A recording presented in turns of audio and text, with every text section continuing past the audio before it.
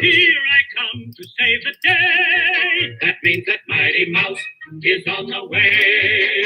Yes, sir, when there is a wrong to right, Mighty Mouse will join the fight.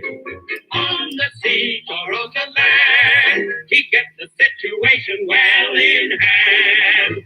So though we are in danger, we never despair, 'cause we know that where there's danger, he is there. He is there, on the land, on the sea, in the air. We're not worrying at all.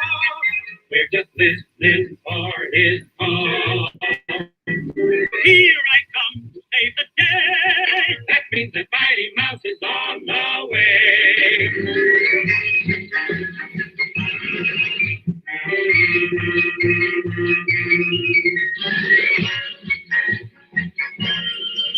We're not worrying at all. We're just listening for his call. Here I come to save the day. That means that Mighty Mouse is on the way. All righty.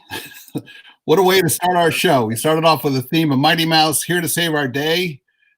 Tonight, it's not exactly Mighty Mouse, but we'll get into that in a minute. And I've just got to get this done. There we go. Everything working. Welcome to this week's weekly weha.com roundtable. I'm John Lyons. Joined as always by the managing editor of weha.com, Ronnie Newton. This week, we're going to be talking everything vaccine related. We have two incredibly well-qualified guests who are going to talk about what is expected to be tomorrow's FDA emergency use authorization of a vaccine to combat the coronavirus known as COVID-19. First, we welcome Keith Grant. Keith is the Senior System Director for Infection Prevention at Hartford Healthcare. And Keith also serves on Governor Lamont's COVID task force and is a trusted advisor to Governor Ned Lamont. Keith will tell us about the vaccine rollout in Connecticut and when you can expect to be able to get your vaccine. Later, we're going to have one of our regular guests back on, Dr. Nicholas Bennett. Dr. Bennett is an infectious disease expert and an expert in vaccine development and testing. Dr. Bennett will tell us about the science behind the vaccine developments, as well as what goes into the development of these vaccines and how safe they are. So we're going to really try to cover everything. And Ronnie, I'm getting an alert here. It looks like something happened on WeHa, the Facebook page. Can you confirm we are live on that page? Because I don't think we are. We are live on that page. 100%? Because I've got a note here that we're not. I see it live on the page. Okay. All right. That's very weird. I got an alert. Okay. Well, we keep rolling as long as we're good on YouTube and TV and hopefully WeHa. So, all right. Keith, welcome to the show. Thank you for coming on. Absolutely. Thanks for having me. So you got a lot of balls in the air between your real job, and serving on the task force, and then you do a lot of media appearances. In fact, if viewers want to click on the link to the right after the show, I've put a post in here. I put the link to your news conference earlier today, where you kind of gave a state of the state in terms of where we stand in terms of COVID and where we stand in terms of the vaccines. So Keith, where do you want to start? You want to talk about the numbers, where these high numbers are coming from, or do you want to jump right into vaccines? Yeah. So also a huge part of my role is I'm still with the military. So I'm still with the reserve. It's one of my favorite things to do. So, well, I didn't know that. I apologize, but thank you. Yeah. Which branch are you in? Air Force. Okay, terrific. Do you fly? Do you get to fly? Oh, not anymore. So I was a part of an air crew, medical air crew. So air medical evacuation for 8 years. Eight great years. My wife would say otherwise. A lot of work. Probably 8 nerve-wracking years would be the word. Oh, absolutely. Some good stories. So I'm sure. Well, you know what? Now we have an excuse to have you back on, because we can talk military. So we'll definitely get you back on for that. So and thank you for the service. So let's talk about the numbers in Connecticut and across the country. I mean, this summer, there's no. I think by any objective view, Governor Lamont's done a really, really good job. But even doing a really, really good job, the numbers have gone bananas over the last 90 days. We were averaging under 100 new cases a day in early August, and we're now averaging somewhere between 2,000 and 2,500 new cases per day.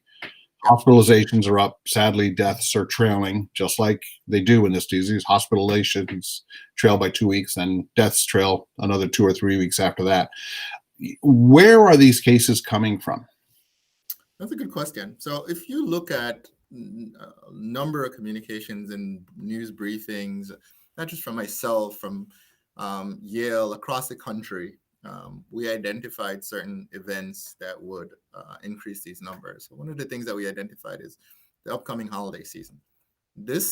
How this virus works, and a lot of times, and if you guys have seen me talk about this before, strip away all the science from it and just look at what it's been doing in its most basic form.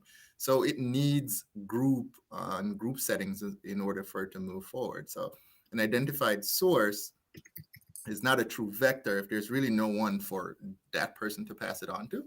And an identified source, again, if it's their source control, we're really not worried about much. So I think a lot of what we're seeing is, as predicted, is coming from the holiday season. However, another thing that happened, right, when you look at the Connecticut data and how the data shift, there's a time that there was a sense of anxiety, a significant sense of fear that's around this virus, and a lot of people had lost loved ones. So the mortality rate has shifted. So less people are dying from this disease process, right? The visceral effect of someone dying is I don't want to say it's gone, but it's not there as much. The other thing is there's a lot of people who are just fatigued about this whole process. So less people you see are wearing or doing the appropriate things, wearing masks. More people are questioning how necessary this is.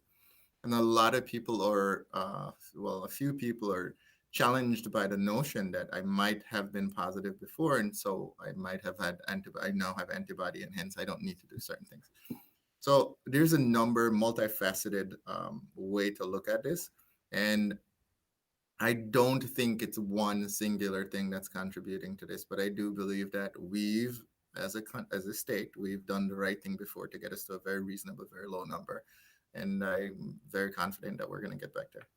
Well, I think we also look at Connecticut and we think things are pretty grave here now, but compared to so many other parts of the country, it's really a whole lot better here. And I see, newscasts from other parts of the country or posts from friends on Facebook, and people are wearing masks in Connecticut so much more than they are pretty much anywhere else. But one of the things too, though, right? So you reached out, for example, multiple people have reached out and said, hey, Hartford Healthcare and your team, how can you come forward to this community and educate them? You have to first believe in this whole concept, the science behind it, in order to do that first, right? So there's good parts of the country that just doesn't believe in the basic science of it. So they're not gonna pass this information on as much as possible. And I think that's one of the missing things. Connecticut, I think, has done a very, very good job. Hartford Healthcare, we've done over 200 media briefs. We have the call center we set up very early because we do believe platforms like this and spreading the message is going to be the primary means of actually curbing this thing. One of the primary means. I do. It's I'm not a scientist. I'm not a doctor. I've got no medical training whatsoever. But I like to think that I'm smart enough to listen to the scientists. I'm also smart enough to understand that science is not exact. It's not necessarily binary like computing is. And exactly. So we've got this whole segment of the population who, maybe are listening to sources, people that are not scientists, and maybe have other agendas, another agenda that might not quite be, the health and safety of the citizens. And, how do we convince, 30 or 40% of the population? I know the number's lower in Connecticut, according to polling, but thankfully, how do we convince a large segment of the population that, look, these vaccines are safe and efficacious, which is a fancy, SAT word that we've all learned in the last 6 months. So maybe not you, but, a lot of people. I mean, there's people in the medical community. You already knew it, I'm assuming. I'm sorry. I should clarify that. You've known it for years. Hey, journalists know big words too. Exactly. There's a lot of things in the medical that is new about this in the medical community as well. There's so many people who, a lot of our colleagues that are getting asking for the same exact information that many people outside of the medical community is asking for. about with the safety of the vaccine. So the communication that I've been having, or the conversations that I've been having, is very focused on the fact that I think people are challenged by this is new. So this is new, and it took eight months to put this together. A normal process would take significantly longer. What I keep pointing out is the fact that this technology is not new. So the technology has been around for a good while. I think the first time the technology was used in 2004. What do you, The mRNA technology? yeah, Is that- that's what I was gonna say. What do you mean? Define for us what the technology is. Good, very good. So the most basic way to look at it, right? So creating a structure wherein what I would be able to do, I need to communicate with the cell, and in communicating with the cell, I'm going to basically say, I need you to go and get your defensive guys. You know, Dr. Troy put it very well when he said, you're basically getting the National Guards prepared. So I'm getting you trained for a specific mission. In this case, the mission is going to be to, when the SARS-CoV-2 virus enters your system, you have the appropriate systems in place in order to fight it. That's basically what it is. So they created a vehicle that carries the message to the cells and say, this is what you need to start doing. That technology, the mRNA, so the M part of the whole process, that technology has been available. Now, what we've done is identify this opportunity with the SARS-CoV-2 virus, and we said, you know what? The specific protein from the SARS-CoV-2 virus, we're going to use that, send a message through the mRNA process to the cell and say, listen, start developing this and prepare this person for battle, just should in case this invasive process come in and start taking care of it. The hope is this work, and when you look at the data that's coming out, the effectiveness of this, or how the efficacy of it, 95%. So if you look at your normal flu vaccine, a good performing flu vaccine from an epidemiologic perspective, 60%. So if I have a 60% year with a flu vaccine, I think most ID infectious diseases providers, most infection preventionists and epidemiologists will be very okay with that. A bad year for the flu vaccine is 20, 35%. The average year, lower year, is about 45%. So we have a vaccine that is 95% effective right now, with a technology that is not it's not just a new technology, right? It's technology that has some research behind it. The messaging that goes in within the technology that complements this process is new. And it's new because this is a novel virus, right? So those are some of the key things that I think people should focus on. The hope is as well, when you look at this technology, the next time we have any form of pandemic, it's really easy to appreciate this actual technology itself. Use this new virus, this next new virus, or next new whatever comes up for a pandemic, and we send a message and again get your body prepared for this. And we're hoping that will happen within the next few years. But now, why can't this be used for the regular flu? Is there something different? Even the common cold. So I will say on the show that I imagine that's going to happen. Was that a yes to both of our questions? Absolutely. Because that's what struck me. My very basic ability to understand the research behind this, that, hey, these guys inside of a year have found a cure for the common cold, or at least a pathway to the cure for the common cold. Yeah. So the thing with the common cold is, right? So remember, the common cold it's called the common cold because it could be so much other things. Yes.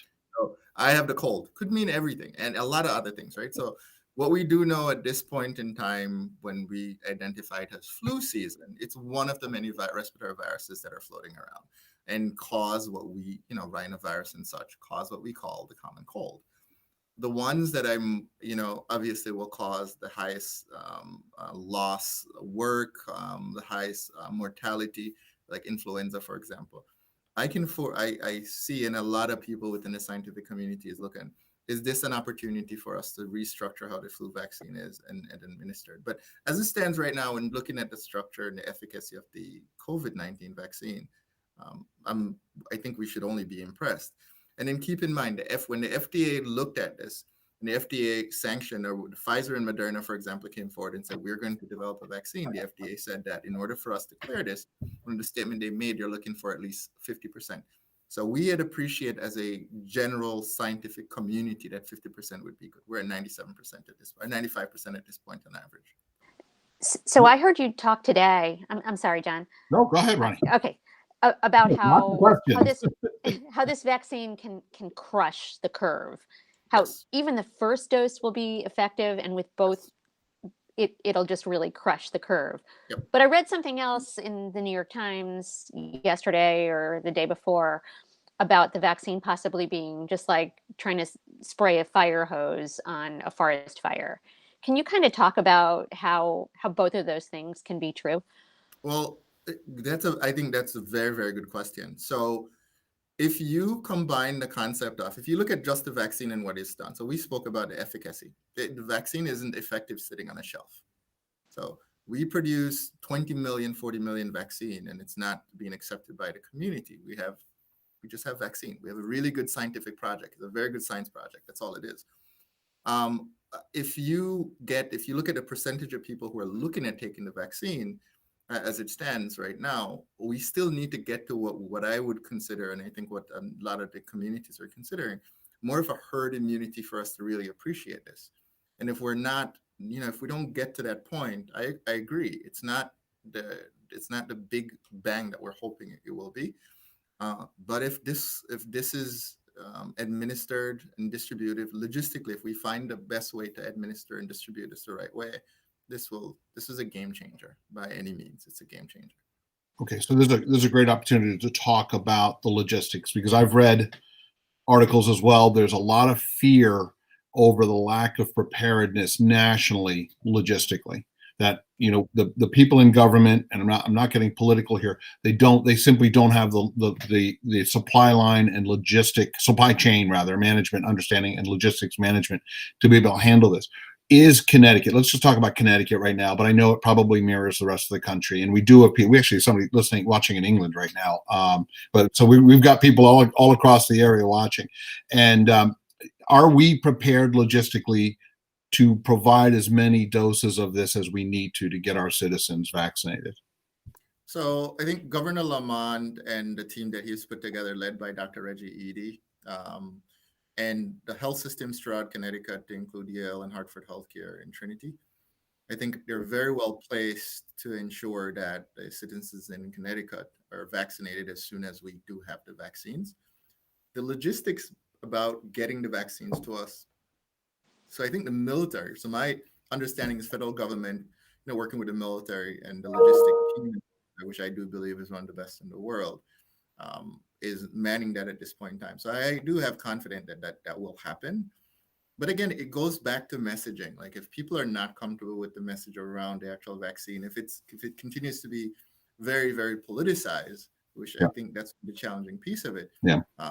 It doesn't make a difference. There's no science on masks. Like, I've said that so many times. It's a basic concept. There's something coming out of my respiratory system that's potentially infectious, and I'm going to block it. That's it. It's simple. There's no science. That to me is binary. I couldn't agree more.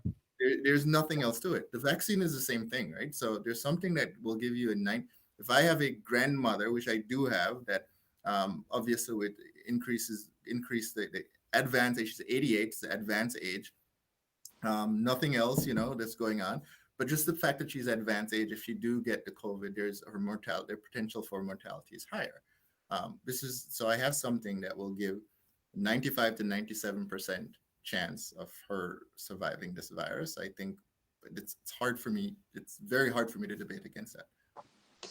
And we're going to be talking about morbidity and the age versus in various age groups. We're going to be talking about that in the second segment. So we actually have a slide on that the doctor sent us. So Keith, could I trouble you? I'm going to put up this distribution plan. We're still going to be able to hear you, but all three of us are going to disappear off screen here for a moment. I'm going to show this. And, could you talk to us? Now, this is, I know it's probably a little bit of a living document. I get it. But could you talk a little bit about what the game plan is? And mics are still on, Ronnie. Sorry about that. But we've got a vaccine distribution plan. Could you talk a little bit about that? And again, this is coming from Governor Lamont's team, Dr. Reggie Eady leading this initiative. So phase one are healthcare workers and nursing home residents. It's a nursing home residents actually moved into the phase one versus the phase B, primarily because the increase in mortality, especially over the last few months, the last few days that we've seen an increase in rates in nursing homes. So it's moved over. That process actually created a reallocation of a vaccine from the healthcare workers during to nursing homes in the initial rollout. So, nursing homes, our healthcare workers will see, a slight shift in the amount they would get. Medical first responder, first responder, medical first responder, or EMTs, I always like to just put them up with our healthcare workers because we're working so close together. And I think their risk in emergency room docs are very, very high.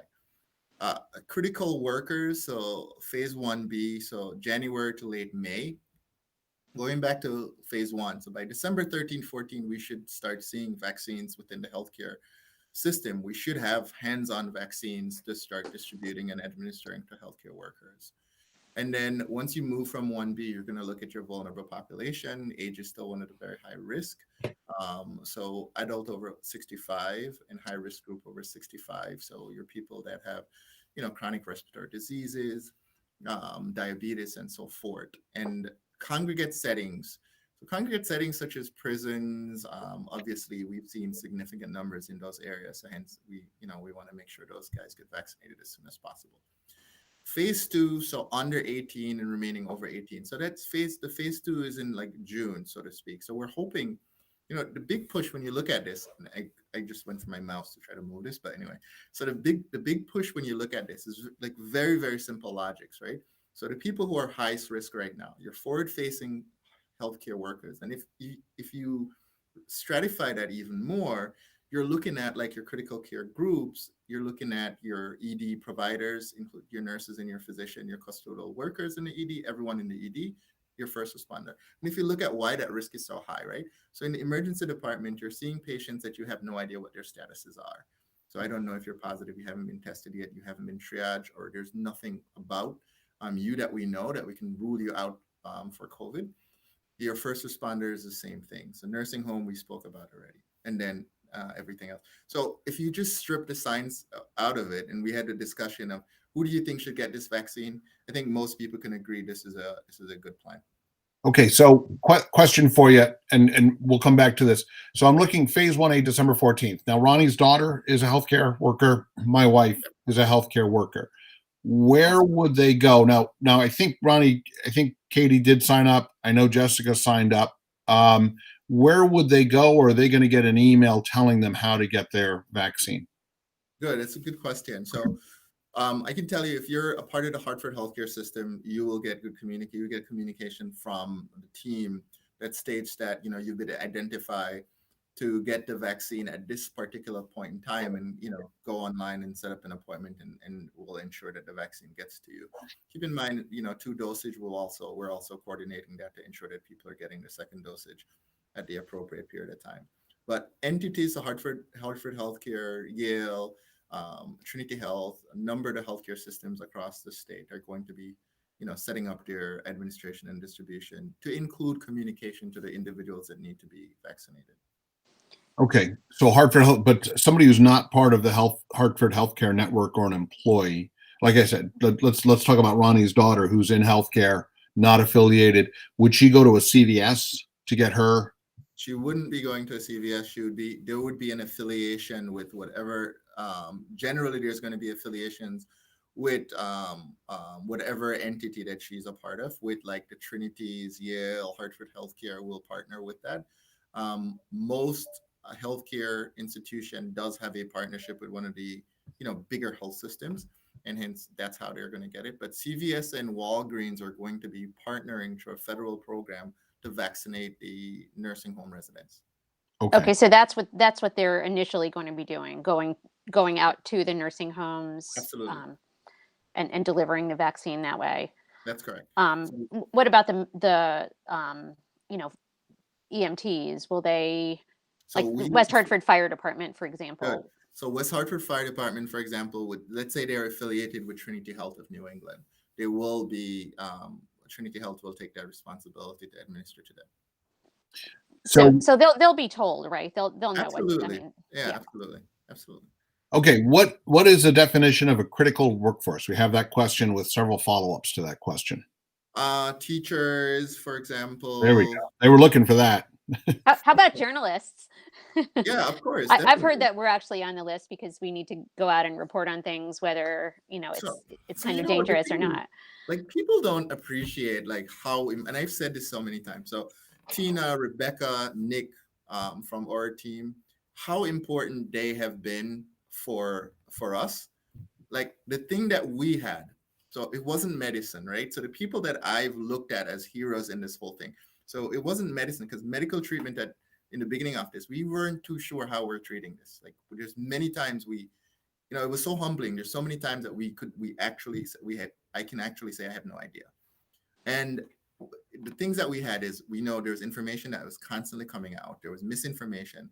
So we had to fix that. So we had to fix that for our community. Tina, Rebecca, Nick, ensure that we had that process, working with, teams such as you guys and Fox 61 and news. So many of the news channels. So the media was so important. The other thing is our custodial staff. Like we know for a fact that by keeping the area clean, or keeping the place clean, we have a better chance. So these are the groups, so our nurses or physicians or doctors, we relied on less conventional means for fighting this in the beginning. So true heroes in this include you guys. I mean, I know this is highly speculative, but do you think, and then we do have a few more questions for you, but do you think people are going to be, do you think there's going to be more supply or more demand in January? For the vaccine. Phase 1B. For phase 1B. Yeah. The phase 1B will have more. I think that's a hard question. Yeah. So phase 1B, I think phase 1B should be appropriately facilitated. I think enough vaccine should be available for phase 1B. I think phase 1B is going to have high level of demand though. So, keeping the thing, when I spoke about before the visceral effect and visceral impact, there's a lot of these adults over 65 that's probably lost a friend or someone very close to them. And knowing that if this was a process that was available before their friend got infected, their colleague, their someone they've been friends with for years probably, if this was available, it would have saved their life. They're probably going to be hands up to go get this. I think a lot of people in this group is going to be getting. Critical care workers are always high self-sacrifice. Your teachers and stuff will ensure that they get it. I think the demand, and at that point, I'm hoping Moderna, Pfizer, and if anyone else come on board to get a EUA at that point, will be stocking the supply group of it. But I believe it should be interesting. I think that's a very, very good question. But I think it should be fine. It should meet just economics on it should be good. Is your task force going to stratify who within 1B gets it first of that group, or is it first one to fill out the form gets in line first? No, I think it's going to be more stratified. There is a lot of work. It's task force, I believe, is meeting on Monday. There's a lot of work that's going to be done in that meeting, and I believe it's going to be more stratification that's done on that. We do have a question, which might be, I don't know if it's more appropriate for you or for Dr. Bennett, but we could ask both of you, but I'll start with you, is will people have the ability to choose the Moderna and Pfizer vaccine? And my understanding is they're really basically identical, but what are your thoughts on that? They're basically identical vaccines. And if you look at like what we'll get first, for example, Pfizer obviously is along the process much more than Moderna. So for healthcare, for our 1A colleagues, people who will take the vaccine yesterday, if it was available, they're obviously going to be getting the Pfizer vaccine. Okay. I think it's the same technology, so the mRNA technology, and with very close, very similar efficacy. So I think it should be fine. I can't imagine most people who would say they need to get the vaccine right now is going to choose between both. All right. But what I've read also is that it's critically important that if you get one of them first, you have to get your second dose of that same brand Absolutely. vaccine. Yep, no mixing. Yep. Got you there. I know that came up in the press conference today too. So, all right, Keith, any parting shots as we try to respect your time? We kept you to 31 minutes anyway. Any parting shots? And I am going to, put you on the spot. We're going to invite you back on here, maybe early January as this rollout continues, so you can continue to give us updates, because I think this stuff's so important, and I can't emphasize enough your words Right now, it's a matter of building the public trust. I think that's so vital. So any parting shots before we say goodnight? So there's a lot of information that's out there now. Get informed. That's the first thing. And the minute Is there a you think website, Keith, like even state level? Any So, recommendation there? I can put that in the with chat. state documents, I think there's going to be a more updated document with the state very soon. The CDC has some very good documents. FDA just released some documents. I can send you some stuff too if you send me your email, so you could share with the folks. The FDA release, the summary and release that was done yesterday was probably the best document we've received so far, most in depth. But the key thing I would say is get informed as much as possible. So if you make this decision not to get it, you're able to, it's not political. It's nothing but I've read something within this document that was produced by the FDA and I'm not okay with it. And that's fine. And I would be happy to have that discussion with anyone. And we are going to talk a little bit about, I know in some cases, allergies will impact whether you're able to take. So there are some legitimate reasons, but Yep. Trusting one news source or non-scientific sources is probably not the best way to base your decision. Absolutely. And the other thing that I would say is this is a novel virus. This is a novel virus. And one of the things that we have to appreciate as what we've done over the last few months is a testament to what we've achieved over the last 100 or 150 years. This is 10, 20 years ago, we wouldn't have had this capability. From a science perspective, we would not have this capability. And the fact that it looks like, and we're going to talk a lot about this with Dr. Bennett too, but the fact that there's no question you can recatch this, it would have been devastating had this happened 20 years ago. I mean, I've had it. I wouldn't wish it on my worst enemy. I recovered about 2.5 weeks ago from it, and it was awful. I couldn't walk up a flight of stairs. So everything you hear from the scientists, from Fauci, his team, is, in my book, dead on accurate. Absolutely. So that's my thing that I constantly say: get informed, and if you feel like you're there, feel free to pass information on. So I want to know who gets it first in Connecticut. Who's going to be the very first person to get that? Number one. I'm struggling with this, and I'll tell you why. So from the perspective that people are wondering about the safety of it, it should be like a high tier leader, right? So someone goes forward and be like, listen, guys, it's safe. I'm taking it. But from the perspective that the people who really need it are your vulnerable population and your 1As or your healthcare providers, it should be someone that are probably a critical care physician or a critical care nurse per se. So that I think both probably, two people are doing it, saying, but it needs to be someone that you can, there obviously need to be a trust message within the first person to get it. But I heard that patient number 2 or the person number 2 in the UK was named William Shakespeare. There we go. So. Nice. You couldn't have picked somebody better in my book. Yeah. So that's awesome. Awesome. I'll wrap it up with this. I saw a funny post on Twitter today where somebody, and I wish I remembered who it was, but they basically said, I wonder what Bill Gates is doing now that he knows how to track a 90-year-old woman in Wales, And I thought that was so funny because it's so clearly laid out that some of these nonsense conspiracy theories that we're hearing and just debunked it in one sentence. So anyway, Keith, thank you so much. We really appreciate your time, and we definitely would love to have you back if you're available. Absolutely, man. Anytime to pass the message on, I'm willing to be on. Thank you. Thank you so much. Thank you so much. We really appreciate it. Bye, guys. Take care.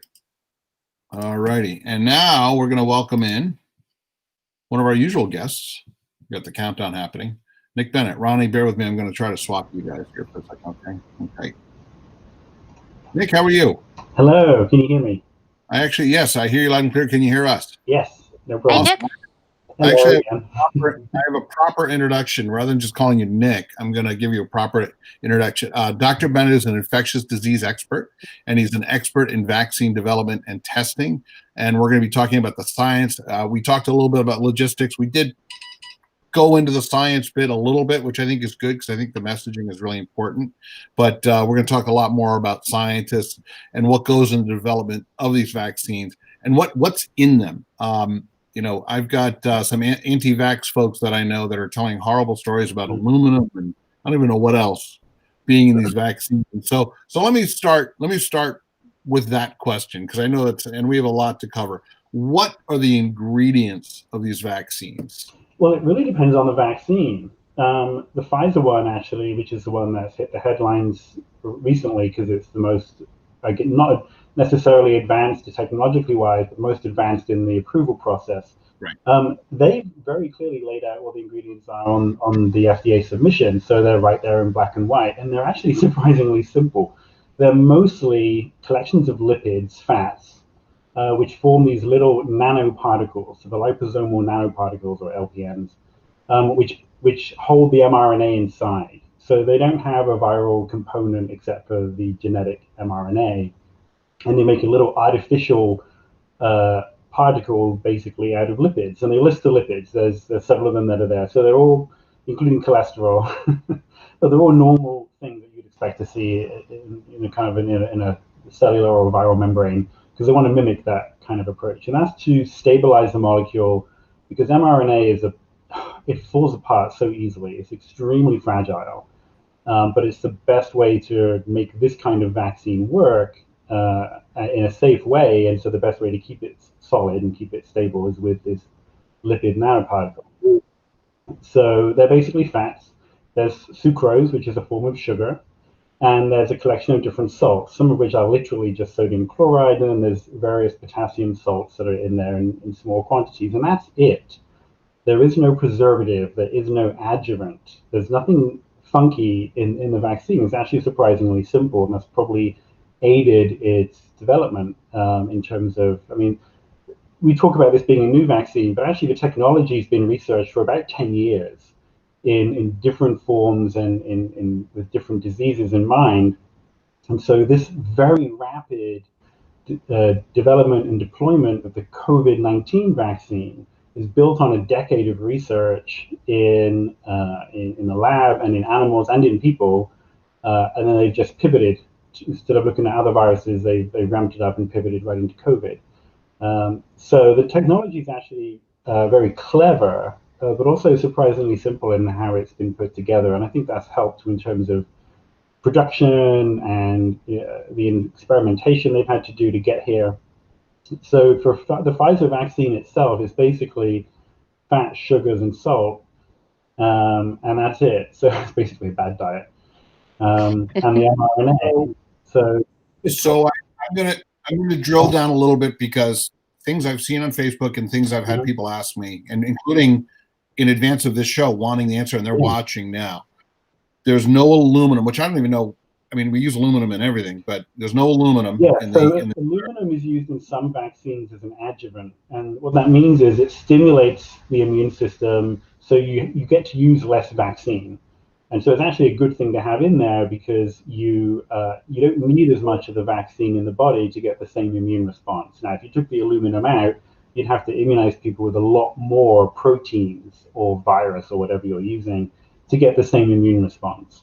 And the amount of aluminum that's in a vaccine is incredibly small. And really the best example of this is looking at the childhood infant vaccine series. If you add up all the aluminum that's in all the vaccines that a 6-month-old has had, so over that 6-month period, the amount of aluminum that's in the breast milk they would have drunk in that period is greater than what's in the vaccines. And if they're formula fed, it's 10 times greater. So the aluminum that's in vaccines is really very, very small compared to what's in everybody's diet. And it's not injected in your bloodstream. That's a myth. They don't go into your bloodstream. It's basically, although there's none even in the Pfizer vaccine, in general, aluminum is there as a good thing, because it increases the immune response. Let me, and Ronnie, I'm sorry, I'm not trying to dominate. No. I'm trying to go in a certain here, because I've gotten so much, so many questions pertaining to this show. So, Nick, we talked way back when, and I'm going to ask you to refresh our audience and refresh my memory. You do have formal training, and you have a strong understanding of homeopathy and holistic treatments. Is that correct? Not homeopathy, but more essential oils. Okay. Essential oils and massage therapy. I'm a qualified massage therapist. In my so the question I got, and maybe you're the wrong guy, but I'm getting a lot of people asking me, can't we use homeopathic remedies to treat COVID?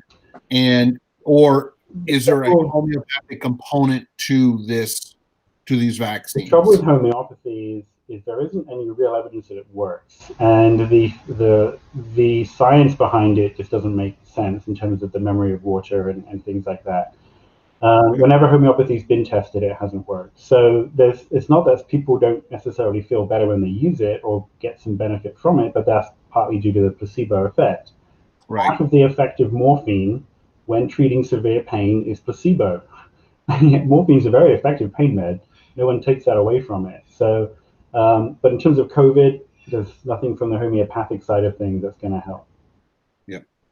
So, Ronnie, sorry, I kind of dominated there, but I appreciate you asking that question. But I just wanted to clarify that you said absolutely there is no aluminum in the Pfizer vaccine. None that I saw. Okay. I looked at the ingredient list yesterday and today and kind of went through it, and there's no need for an adjuvant. They've actually gone on record as saying, with specific reference to the UK incidents that happened yesterday. We'll talk about that later, but they were very confused as to what was going on there, because they said, we don't have an adjuvant, we don't have a preservative, we don't know what happened with these Is it safe to say it's all natural ingredients, Nick, or am I out of line saying that? Well, everything natural, organic. I think, yeah, it's one way of putting it, but I think the way that they are constructed, like for instance, the mRNA is produced in the lab. So we all make mRNA. mRNA is a naturally occurring thing, but that mRNA has been engineered in the lab. Okay, so yes, they're natural in the sense that they are chemicals that you might find in an organism, but the way they've been put together and the way they've been engineered in a way, that's a man-made construct. But there's nothing that is, even though some of the lipids actually have fairly complicated chemical formulas associated with them, we've used some of those chemicals in everyday things like laxatives or other pharmaceuticals. So there's nothing that's completely new for humans except for the idea of using mRNA as a vaccine. That's been studied and been investigated, but this is the first mass rollout of this technology. So there were so many questions to ask, but you were kind enough you actually put together a presentation. Can we roll into the presentation and then back to the Q&A? Ronnie, is that okay with you? Oh, I think Ronnie can't hear me. Ronnie, can you hear me? I hear you now. Yep. Okay, we're going to roll into the presentation. Is that okay with you? Oh, I think Ronnie's having trouble hearing me. No, I can hear you. Okay. All right. So Nick, you put together some slides for us, including, and I'm excited because I actually had one of these slides ready to go that I'd gotten from another source, and then you provided it. And you know the slide because it's all over Facebook. And the good news is it's a truthful, A, it's true, it's not fake, and B, it's very positive in terms of showing the results of the vaccine, the early vaccine use data. So let's start. I've got page 1 here. I wanted to put this up, and actually the reason why I was able to put this slide set together in short order is because I did a presentation for a company recently on COVID, and this was part of it. So I actually just, commandeered my slides. So this is critical, and this is a global view, but it shows two things that are in stark horror, really. One is that if you go back to March and April, we thought this was going to be our peak, and in fact, in Connecticut, it was our first peak. But as you see, even as we were winning, the rest of the world and even the rest of the United States was not. And what we really saw was kind of a flattening of the curve as people tried to lock down and tried to stay home. And yeah, we flattened the curve because there should have been an exponential growth and it wasn't. But then you'll see through the summer, there's spread across the world and outbreaks within the United States and elsewhere that have all contributed to a second wave. And now in the fall and the winter, we are now seeing a third wave. And these are daily cases. And we now have a total of 65 million. So we are nowhere near peaking. Now, it's possible that what we've seen in the last month is our third peak. and we may be heading down again. We can't say that. Maybe heading back up, or it may be leveling off. But either way, this is clearly not going away. And the social distancing efforts that everyone is desperately trying to do, which do work, because if they didn't work, this curve would be 1,000 times worse. They're not enough to get rid of this virus. I think that was the hope. It worked for SARS-1 back in 2002, because SARS-1 was, although it was much more dangerous than COVID, which is SARS-2, it was not as transmissible. And so you could very easily isolate people who had SARS, the first SARS, and it stopped spreading. And that hasn't worked for COVID. It is much more easily transmitted than we first thought, and it transmits when you're not symptomatic, which it makes an absolute mess of things. So this is why we are where we are. So when vaccines start to flood into the population, people taking them, it's going to reflect on this chart like a huge difference. pretty so quick. To put it into context, when you don't have any control at all, about 2.5 to 3 people are infected for every 1 case. That's an average. And when you do the math in terms of how quickly that changes numbers, and we saw this in Connecticut because I tracked it, you will increase your numbers by 30% every single day, day on day on day. And that is true exponential growth. And that's what happened. We were growing at 30% per day until lockdown kicked in about 2 weeks into lockdown. And then after that, it started to slow down, and then the numbers went down. So exponential growth is based on 2.5 to 3 people getting infected for every case. Now, when you see that there's no growth, that means you're down to 1 person getting infected for every 1 case. That's 1 to 1. And we want. That's kind of where we are now. Is that fair? We've been averaging 2,000 now for about a month. Right. Is that a fair statement for Connecticut, or am I getting ahead of myself? I'd have to go back and chase the numbers for Connecticut, because I haven't looked in the last week. Okay. But I can do it now, actually. Really bad. The fact is, though, that we need to get that transmission number, the R number, down below 1. Right. And the best way to do it is bear that in mind as we go through the slides. So next slide. I wanted to make this point because it was actually in a review paper that I looked at, but I dug up some historical data too. This is the case fatality rate.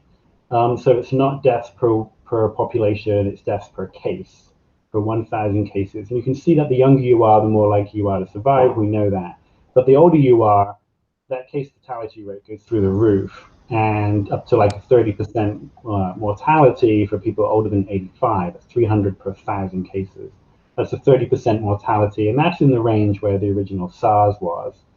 And for whatever reason we don't fully understand yet, the younger you are, the better you do with SARS-CoV-2, which is COVID-19. Now, when people say it's no worse than the flu, or it's less bad than, that's clearly totally incorrect. So at the bottom, you see a pandemic influenza mortality. This was based on the worst case scenarios historically, looking at pandemic influenza. So not seasonal influenza, but pandemic, which is worst case, where no one has any immunity and no vaccine works. And that's around 5 per 1,000. So the worst case flu is around 5 per 1,000. Right. And at my age, I'm hitting 8.6. I don't want COVID. And I think this kind of highlights how dangerous COVID-19 is compared to the flu. And I think, honestly, people taking this not seriously enough is why we're in the situation we are. There's very much a reactive response instead of a proactive response. Well, I mean, Nick, but it's funny because there's something floating around on the internet now, and it's accurate. The argument, the premise is wrong, but the numbers are accurate, and that is the overall U.S. death rate for 2020 is not all that much higher, tracking than 2019, 18, 17, and they give all the numbers. But what's not considered in there is it's all the people 65 and over who are dying, number one. And number two, they're not looking at all. They're not understanding that I had, you and I talked, I had it. The damage, I have not fully recovered in terms of stamina. The damage to lungs and heart from this is serious. And going, 10 years from now, I think we're going to see a lot of heart and lung transplant patients. Is that an accurate statement? You're totally accurate on that last point. I'm not sure about transplants, but we are going to see significant problems with our workforce. I have one friend who was hospitalized. She's a healthcare provider who caught it, and she basically live blogged her COVID case and then went to the ER and then disappeared. And we didn't know what the hell had happened, and it scared us all.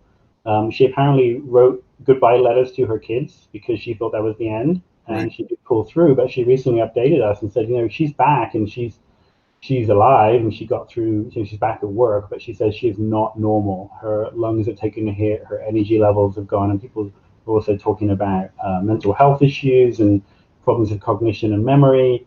There's something about this virus. Where I feel it. I don't feel as sharp as I did before. Yeah. Now, the other thing about mortality is simply not true. We have tens of thousands of excess deaths reported this year, in addition to the COVID deaths, which are in addition to the normal deaths. Okay. And in Connecticut in particular, at the peak, we were seeing 200 deaths a day. Right. Now, on average, an average day in Connecticut sees 85 people die. Right. And those are hard statistics. You can't fudge a death. You're either dead or you're not. Right. So when you have days where 200 people a day are dying of one disease, when normally you'd have 85 from every single thing combined, heart attacks, stroke, cancer, car accidents, everything, 85, and you're getting 200 a day, that's bad. I'm looking at the cases now in Connecticut. It looks like the 7-day moving average is sitting around, as you said, around 2,000, 2,500. And the deaths are creeping up too. Yep. So not as bad as they were right. back in March. And honestly, that reflects the fact that the healthcare system knows how to handle this virus, I think. We're doing a lot better with how we're treating it. Talk about the vaccines. So I'm lumping together the two mRNA vaccines. Now, since I made these slides initially, we've got more data on Pfizer, so I'm going to focus on that in a little bit. The mRNA spike protein vaccines were both reported to have more than 95% effective. And we'll show what that means in a little bit. These was in very, very, very large studies. I cannot overstate how amazingly large these studies are and how fast they were recruited. In a normal vaccine study, and I've done quite a few vaccine studies, I've been part of national and global vaccine studies, you may recruit several hundred to several thousand people over 1 to 2 years. And between these two companies, just these two companies, they recruited 73,000 people over around 6 months. That's insane. That is a huge amount of data. So it's not just that these companies were able to approve the vaccine quickly. They did it because they've got this data in 6 months instead of a couple of years. And it's due to this incredibly rapid recruitment. And I'm one of these people. I signed up for the Pfizer study. And many of my healthcare colleagues did. We were in these vaccine studies because we believe the technology is good, it's safe, it's potentially effective, and we want to do our part to move these things forward.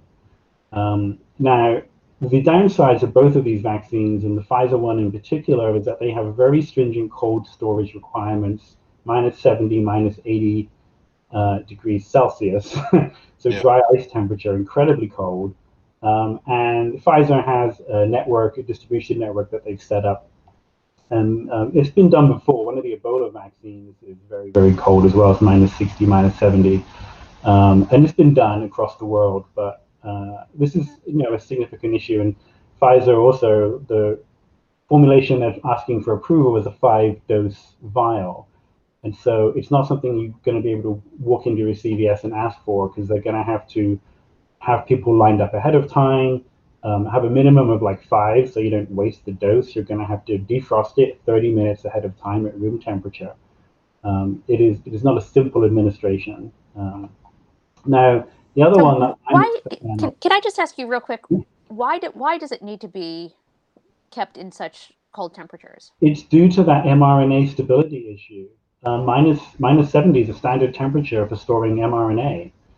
Even at -20, you'll start to see some degradation. So I think what both companies are working to do, and Moderna say they've solved some of these problems, and Pfizer says they're going to, is they're able to stabilize the mRNA in a way that it doesn't necessarily need that extreme cold. But -70 is a standard temperature for RNA storage. It just is. Even physicians are astonished at that, but those of us who've worked in the lab with mRNA, as I have, know that it's a real bugger to keep stable, and you have to keep it extremely cold. That's why that Oxford medicine is so interesting. Right. So I was initially very excited about this Oxford one, partly because obviously it's UK based. It's a different technology. It's based on a chimpanzee adenovirus vector. So it also has the gene, it has the mRNA inside the virus vector.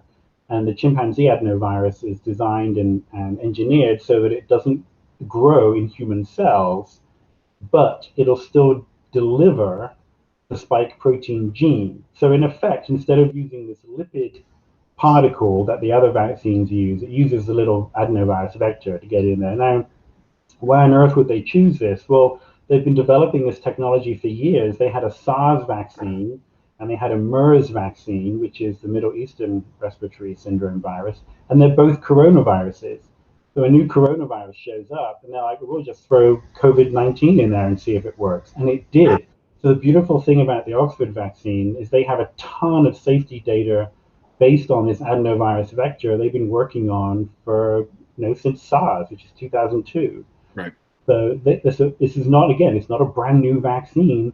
It's just a new use of an old vaccine that no one's heard about. Now, the interesting thing about the Oxford vaccine is they initially reported a 70% efficacy, but they had a smaller subset of people who received a half dose and then a full dose. And that modified dosing regimen was 90% protective. Now, the trouble is that subset was not as well randomized as the overall group.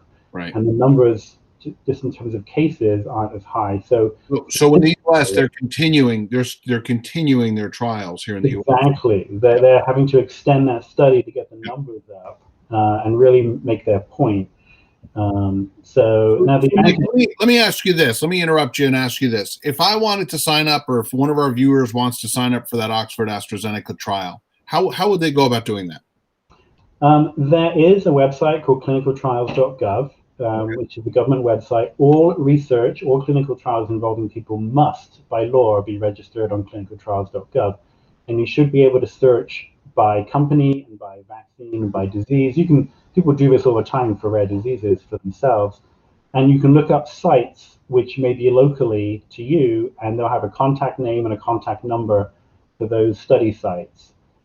My Pfizer vaccine was actually through a Facebook ad. It said, click here if you want to be in a COVID study. And I was like, all right. So that's how I got through a Facebook ad. But the clinicaltrials.gov is the place to go for any clinical trial you may want to be involved with. Now, the thing is, at this stage of the game, they probably have closed out their main study, but as you said, John, they're looking to extend it. Yep. And I don't know what sites are open in the United States. Most of the study sites that I was aware of with this vaccine were in Europe and in Brazil. And again, tens of thousands of participants. Huge. Right. The advantage is easier storage, it's refrigerated, it's much cheaper. AstraZeneca is committed to providing it at cost to countries that need it, and that's huge. Can you go back one bit, John? Yep, sorry. Yep. Because just today, one of the Chinese vaccines called Sinopharm was reported as being 86% effective. Now, this is weird because it didn't come out of China. It was data that was released by the United Arab Emirates. And the Chinese have already immunized 1 million people before they had efficacy data. They were kind of taken to task for that because it's not official numbers. We don't know a lot about the vaccine. But those are numbers that came out just today. And I want to focus on that efficacy rate. Remember I said you need 70% protection to shut down spread for COVID-19? If you've got a 95% effective vaccine, you don't need to immunize everybody. You need to immunize maybe 70% of the population, and you will get that vaccine virus spread shut down. If you have a vaccine that is only 70% effective, you've got to immunize everybody to get the same level of protection. So that's why these mRNA vaccines are so exciting, because they're working even better than we expected, I think. Will it completely? Will this virus be as eradicated as, say, smallpox? 10 years. I don't think so. I think what we're going to find is that we will get some herd immunity, and then we'll have sporadic outbreaks, and the virus may end up mutating in such a way that it's no longer a problem after a while. But we don't know. There are 4 existing human coronaviruses that circulate amongst people, very high level of circulation. 95% of the population has had one of these viruses at some point by the time they're an adult. But COVID-19 obviously makes people a lot sicker than these other coronaviruses, and so for now we need a vaccine for it. So yeah, this has been my beautiful slide that I've been posting on. Slide everyone's talking about. Yep. And this is taken directly from the FDA submission, and it's a cumulative incidence curve. So in red, what you see are cases of COVID appearing in the placebo group. In the blue, you see cases of COVID appearing in the vaccinated group. And I think the graph just speaks for itself. It does. Yeah. This is what 95% protection looks like, all right? You're 95% less likely to get the virus. It doesn't mean that 5% of you will get it and 95% of you won't. That's not what vaccine efficacy means. What it means is you are 95% less likely, even taking into account all the other things you're doing to minimize your risk, like masking and distancing and all the rest of it. And this is fantastic data. You'll also see that for the first 2 weeks, the graphs are pretty much the same. And that's because it takes about 2 weeks to develop an immune response. Yep. So this is beautiful because it not only demonstrates the vaccines work, it demonstrates that your body is working as normally as it should be. Human beings are predictable. So this is great. And that shows it shows there at the point where the lines diverge. Mm-hmm. That's just after the first dose, right? Because I saw this, this slide this one morning. was given at time 0. And then at around 2 weeks in, your body's making the first immune response to the vaccine. It's been working for 2 weeks. And then finally, your B cells are churning out antibodies and your T cells are maturing. And at that point, you have some protection. And in this study, there was a second dose given at day 21. And in the Moderna study, the second dose was given around day 28. So both of these vaccines are currently a 2-dose series, but there's a strong suggestion here that the first dose gave you some protection. Enough. Yeah, if enough people do it, that's the key. So when will we know how long these vaccinations will last? So I don't have data to hand on the Pfizer one, but they're very similar, the 2 vaccines. And the Moderna one published very recently in New England Journal that they demonstrated strong and protective responses. And that's key, because we have to remember that antibodies don't always mean you're protected. The best example of this is HIV. People with HIV have very high antibodies against the virus, but the virus is still replicating and doing its thing. Now, for COVID-19, in the study, they actually had 1,000 people who were in the study who had positive antibodies. And there was still protection between those 2 groups who did not get the vaccine. There were 7 cases of COVID in the pre-infected group who got placebo, and 1 case in the pre-infected group who got vaccine. So it demonstrates that the antibodies we get from natural infection are not necessarily protective. So the Moderna results that were published, they showed that they had protective, strong responses at least 4 months out. And at 4 months out, the concentration of antibody was 10 times greater than from natural infection in previous reports at 1 month. That's huge, because normally you lose antibodies over time, and at 1 month, they're at the maximum you're going to get. So 4 months out, Moderna is demonstrating 10 times better responses than natural infection at 1 month. And I think we can expect the same from the Pfizer study.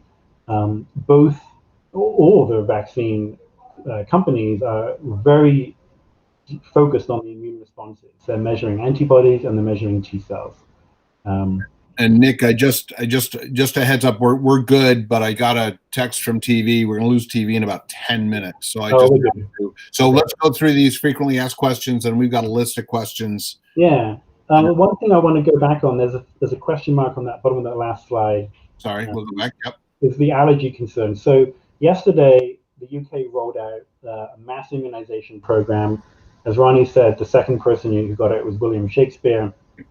And but two people developed anaphylaxis or anaphylactic-like reactions to this vaccine and needed EpiPens. Now, when you actually read the story, you realize that these people had EpiPens on them. They were people with a history of severe anaphylaxis who, for some reason, reacted to the vaccine. And we don't know why, because, as I said at the beginning of this whole presentation, the ingredient list is not that impressive.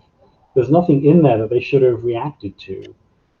It's very confusing, and it's forced the UK to issue a warning that if you have a history of severe anaphylaxis, you should not get this Pfizer COVID vaccine.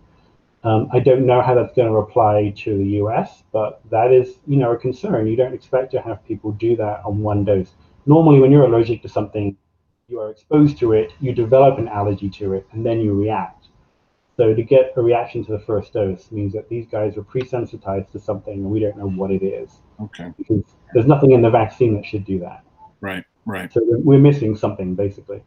Gotcha. I put a few questions up that have come up on the physician groups, but also on some of the regular Facebook groups that I'm frequenting. Some people have worried that you get the vaccine, your immune system's primed, and then you get infected and your immune system goes crazy. And this is because a lot of the severe disease from COVID is due to inflammation. There's absolutely no evidence that that's been happening. It's very reassuring. They demonstrated this in the vaccines before going into human studies, actually, and now subsequently in the clinical trials.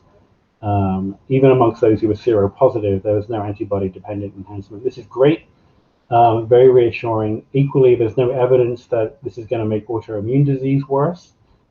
Several people, hundreds of people, I think, with autoimmune diseases were in the study. No one had significant flares. There was a lot of myth going around early on about the vaccine is mRNA, it'll alter your DNA. That's impossible. mRNA does not alter DNA, certainly not the way these vaccines are set up. The DNA is used as a copying template to make mRNA, but mRNA doesn't go back. It's basically degraded once it's been used. So that doesn't happen. There's a meme that I saw, which is actually quite a convoluted, complex meme. It's quite clever, talking about infertility and the fact that there's a spike protein in the placenta called syncytin-1. Well, there is a protein in the placenta called syncytin-1, but it has nothing to do with coronavirus. It's actually more closely related to HIV, if anything else. It's a very, very, very, very old protein that we inherited from some virus back in the midst of time that allows humans to make placentas, go figure. Anyway, there was going to be no reaction to that protein. If there was going to be a reaction to that protein, women with HIV could not get pregnant, and they very clearly have successful pregnancies. Vaccine mandates. Yeah, that's the big one right there. Yeah, so legally, and this has gone all the way to the Supreme Court with smallpox in 1905, Jacobson versus Massachusetts, you can mandate vaccinations, and you can mandate enforcement and fines. And that's legal because in the setting of a public health emergency, your individual rights to be a fool can be trumped, for want of a better word. And you can enforce public safety measures that go against normal rights, okay, because it's a public health emergency. Now, here's the caveat to all of that. COVID is not smallpox. It is not as fatal as smallpox. The vaccination does not have to be as widespread as we needed to control smallpox. Smallpox virus is incredibly stable and persists for years in the environment. COVID does not. So my hope is that this just isn't going to happen at a society level. You won't have to, because people are going to hopefully be sensible, and most of us will get immunized to the point that there'll be sufficient herd immunity that it'll become a moot point. But can people legally do it? Oh, yes, they can. And the Supreme Court has said they can. So That's important because we had Governor Lamont on a couple of weeks ago, and we asked him the same question: are you going to mandate? He said he acknowledged it's a tough question and didn't. You won't have to, I think. But can people do it? They can. And of course, if you're a private company, you may have to. There was something from Harvard, and shame on me, I should have it here, but I don't. I think they're going to mandate, and I know it created a little bit of a kerfluffle. Yeah. Now, if you're a private institution or if you're a company or a country, there are countries who mandate yellow fever vaccine, and you can't come into their country unless you have yellow fever vaccine. They may be able to do that, and that's outside of our jurisdiction. So, food for thought. Safe in pregnancy, we don't actually know that. It should be. This is only an mRNA vaccine, but people who entered the study were advised to practice contraception, male and female, and you couldn't be enrolled if you're pregnant or breastfeeding. Having said that, a very small number, I think 20 something, 23, 24 people, women, not men, women got pregnant. And they are being followed. They do not have all the outcomes because the data is scary. Pfizer reported that in the placebo group, there was one miscarriage, but there wasn't any miscarriages in the vaccinated group. That's all the data we have. That's basically it until we know more. And so when you get, again, talking about mandates, probably shouldn't mandate pregnant women to get it. On the topic of mandates, this is one of the topics, Nick, we got so many questions in advance as well. Mm-hmm. So for those that have received the vaccine, how do they prove it? Is there going to be a program for somebody who's gotten the vaccine when they travel to another thing? X on your forehead. Airplane, that sort of thing. Well, I don't want a kid because I think of Germany in 1942. But how do we prove that we have gotten the vaccine, that we followed the advice and gotten? Maybe the same way as yellow fever. There's actually a little yellow card you get that you carry with you, and it's stamped by an immunization center, and only the centers can provide the cards and the stamps. Okay, I think that's important. What now? John Geckler asked, what are the possible long-term risks? Any chance of developing myocarditis from this vaccine? I would say that's next to zero because there's nothing in the vaccine that could do that. But there's definitely myocarditis from the virus. The virus is a lot more complicated than the vaccine. It has 3 open reading frames, each of which can be used to make multiple genes, whereas the vaccine has 1 gene, which is on the outside of the virus. The virus itself does damage the heart. We've known that from the very beginning with just, tragic stories of people surviving COVID and getting through the lung disease and then leaving the hospital and dropping dead of an arrhythmia. And the staff are like, what the hell? But that's been happening. And right. So the virus itself definitely does that. The vaccine has no evidence that it's caused any problems at all. This vaccine, at least, the mRNA vaccine. Looking at a couple of questions from Rocky Holland. Is there evidence that middle schoolers and high schoolers are major sources of transmission? What would you do if you were the boss for a day? Would you transition to full-time in school, full-time remote, or go with a hybrid program? It really depends on the school. Okay. Now we know from Israel, which had really good data when they opened up. Israel initially opened up junior grades only, very small group numbers, like 1, 2, 3 grades, kindergarten 1, 2, 3, and very small class sizes, restrictions, whatever, masking, isolations. Nothing happened. Great. So they went full open with no restrictions. And a month later, the country is on its knees trying to deal with these COVID cases because they did it wrong. Right. Now, my own kids, I want to say, are currently, after having been locked down for 6 months, they're currently in bricks and mortar school. But it's because the school has built little cubicles, plastic cubicles between the desks. The kids are masked, they're temp checked on the way in. They have questionnaires about, are you having these symptoms and all the rest of it. So they're cohorting for lunches. They're doing a lot.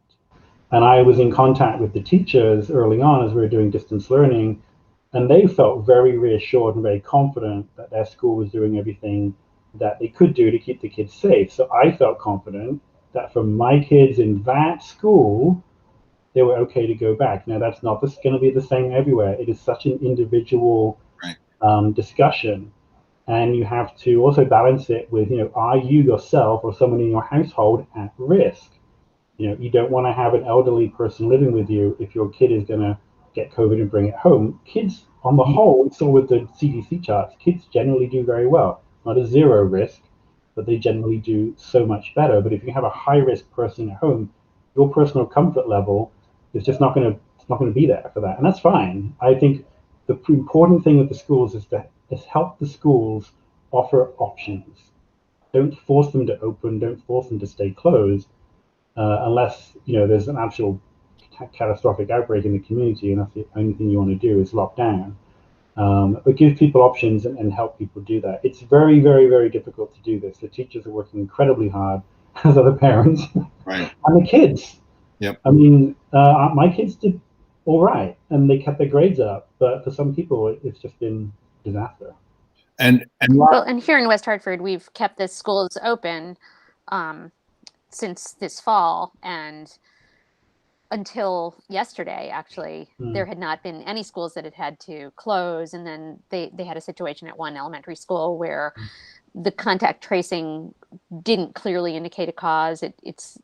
They haven't said that it's a spread in the school, but they can't rule it out. So they've paused it and moved to virtual learning for a couple of days to try to get that under control. But otherwise, it's looking like the spread really is not in the schools, even though we don't have those plexiglass cubes here in West Hartford. We have mandatory masking and cohorting and distancing to the extent that it can be. Yeah. So there were two other questions from Rocky, but I think we really covered them. Just one about a percentage of population needing to get vaccinated, and talking a little bit about social distancing. So I think we really covered it, Rocky. Hopefully you're okay with that. Nick, we got to wrap up. We're losing TV here. So I'm really grateful. Thank you for reaching out no problem. Audience. Nick has moved on both physically and with his career. So we hadn't been burdening him, but we're very, very lucky. He reached out today or yesterday and is still offering his expertise to us. And Nick, Ronnie and I are both grateful for that. Thank you very much. No problem. Anytime. We look forward to visiting with you again as this continues. Who would have thought when we had that session in person back in March that we'd be sitting here, 9 months later. The mic back and forth from, remember that? Pass the microphone. So I think we're almost exactly 9 months later, actually. Almost to the day. Yeah. It was March 11th, I think, right? Or March 10th. So, yeah. So anyway, for Ronnie Newton and Dr. Nick Bennett, I'm John Lyons, and we don't have another show scheduled this year, I don't think, Ronnie. I think it's going to be the new year before we do another show. Is that right? Or do we have another show this year? Not as far as I know. Not at this time. So if we don't, happy holidays to everybody, happy New Year to everybody, and we'll see you in January. All right.